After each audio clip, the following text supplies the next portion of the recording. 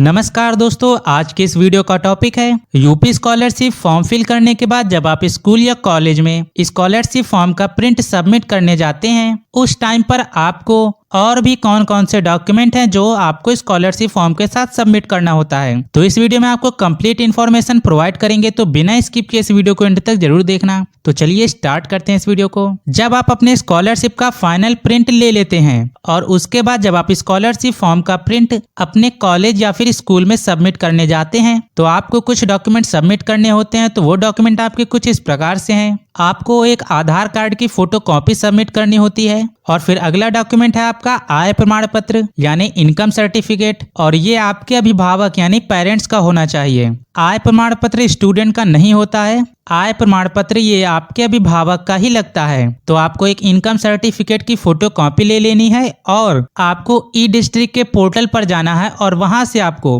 Income certificate की एक net verification की कॉपी वहां से आपको निकलवा लेनी है और वो प्रिंट आउट भी आपको सबमिट करना होता है। यानी आपको इनकम सर्टिफिकेट की फोटो कॉपी प्लस आपको इनकम सर्टिफिकेट की नेट वेरिफिकेशन की कॉपी भी आपको स्कॉलरशिप फॉर्म के साथ सबमिट करनी होती है। फिर आपका अगला डॉक्यूमेंट है जाति प्रमाण पत्र यानी कास्ट सर्टिफिकेट, और ये कास्ट सर्टिफिकेट स्टूडेंट का होता है। तो आपको जाति प्रमाण पत्र की फोटो कॉपी भी आपको सबमिट करनी होगी और आपको जाति प्रमाण पत्र की भी ई डिस्ट्रिक्ट के पोर्टल पर जाकर आपको नेट वेरिफिकेशन की एक कॉपी का वहां से आपको प्रिंट निकलवा लेना है और इस नेट वेरिफिकेशन की कॉपी को भी आपको सबमिट करना होता है। यानी आपको जाति प्रमाण पत्र की फोटो कॉपी भी सबमिट करनी होती है और आपकी इसकी नेट वेरिफिकेशन की कॉपी भी सबमिट करनी होती है। और फिर आपका अगला डॉक्यूमेंट है निवास प्रमाण पत्र। तो आपको निवास प्रमाण पत्र की भी फोटो कॉपी यहाँ पर सबमिट करनी होती है। और फिर आपका अगला डॉक्यूमेंट है फीस रसीद यानी फीस रिसिप्ट। ये फीस रिसिप्ट एससी और एसटी कैटेगरी के जितने भी स्टूडेंट होते हैं उनके लिए रिक्वायर्ड नहीं है, बाकी अदर जितने भी कैटेगरी के स्टूडेंट हैं उन सभी स्टूडेंट के लिए फीस रिसिप्ट की जो फोटो कॉपी है वो आपको सबमिट करनी होगी स्कॉलरशिप फॉर्म के साथ। तो सभी स्टूडेंट इस बात का ध्यान रखें कि एससी और एसटी स्टूडेंट के अलावा जितने भी स्टूडेंट हैं उन सभी स्टूडेंट को फीस रसीद की फोटो कॉपी भी स्कॉलरशिप फॉर्म के साथ सबमिट करनी होती है। केवल एससी और एसटी स्टूडेंट के लिए जरूरी नहीं है।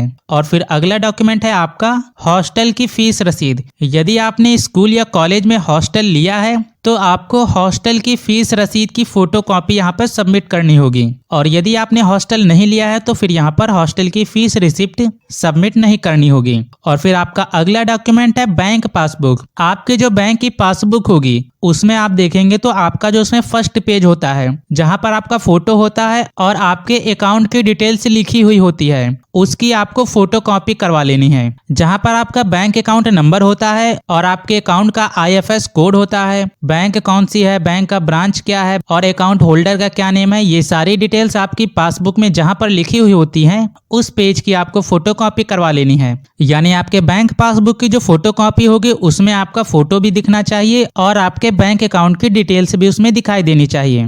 तो इसकी फोटो कॉपी भी आपको स्कॉलरशिप फॉर्म के साथ सबमिट करनी होती है। और फिर आपका अगला डॉक्यूमेंट है गैप ईयर सर्टिफिकेट। यदि आपका किन्हीं दो कक्षाओं के बीच में गैप हो गया है तो आपको इस गैप ईयर सर्टिफिकेट की आवश्यकता होती है। तो इस सर्टिफिकेट में आपको बताना होता है कि आपका किस कारण से यानी किस वजह से आपका दो कक्षाओं के बीच में गैप हुआ है। तो ये सारी डिटेल्स आपको उसमें लिखनी होती है। तो यदि आपका किन्हीं दो कक्षाओं के बीच में गैप हो गया है तो आपको गैप ईयर सर्टिफिकेट बनवाने की आवश्यकता होती है। कुछ कॉलेज वाले आपसे गैप ईयर सर्टिफिकेट मांगेंगे और कुछ कॉलेज वाले गैप ईयर सर्टिफिकेट नहीं मांगते हैं। तो ये जानकारी आप अपने कॉलेज में अवश्य ले लें। और फिर अगला डॉक्यूमेंट है आपका मार्कशीट। तो आपको 10th की मार्कशीट आपके पास होनी चाहिए। और फिर है आपकी मार्कशीट या certificate of the qualifying examination, यानी आपने 10th के बाद जितने भी एग्जाम क्वालिफाई किए हैं उन सभी की मार्कशीट या सर्टिफिकेट आपके पास जो भी है उन सभी की फोटो कॉपी यहाँ पर सबमिट करनी होगी। और आपकी जो ऊपर 10th की मार्कशीट है इसकी भी आपको फोटो कॉपी ही सबमिट करनी होगी। तो इसमें आपका जो मार्कशीट या certificate of the qualifying examination है इसमें जैसे कोई स्टूडेंट 12th का है तो उसे यहाँ पर 11th की मार्कशीट की फोटो कॉपी भी सबमिट करनी होती है। और या फिर यदि कोई स्टूडेंट ऐसा है जो 12th के बाद किसी कोर्सेज को कर रहा है तो उसे यहाँ पर 12th की मार्कशीट की फोटो कॉपी भी सबमिट करनी होगी।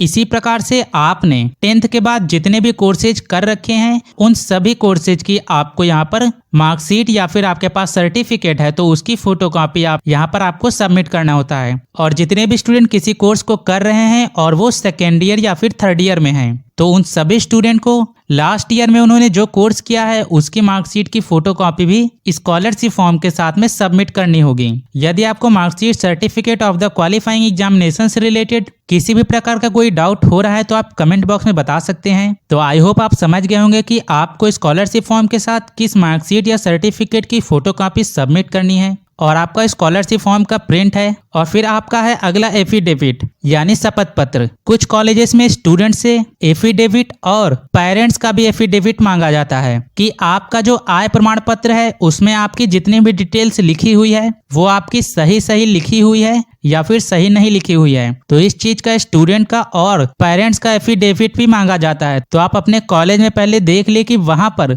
आपसे ये मांगा जा रहा है या फिर नहीं। यदि नहीं मांगा जा रहा है तो इसकी आपको कोई आवश्यकता नहीं है, और यदि आपसे मांगा जा रहा है वहां पर तो आपको ये समय पर बनवा लेना है। और बाकी आपको इस वीडियो में सभी प्रकार के डॉक्यूमेंट आपको बता दिए गए कि आपको स्कॉलरशिप फॉर्म के साथ क्या क्या सबमिट करना होगा। बाकी यदि आपका किसी प्रकार का कोई अदर डाउट है तो आप कमेंट बॉक्स में पूछ सकते हैं। तो फिर मिलते हैं एक ऐसी वीडियो के साथ। Thanks for watching.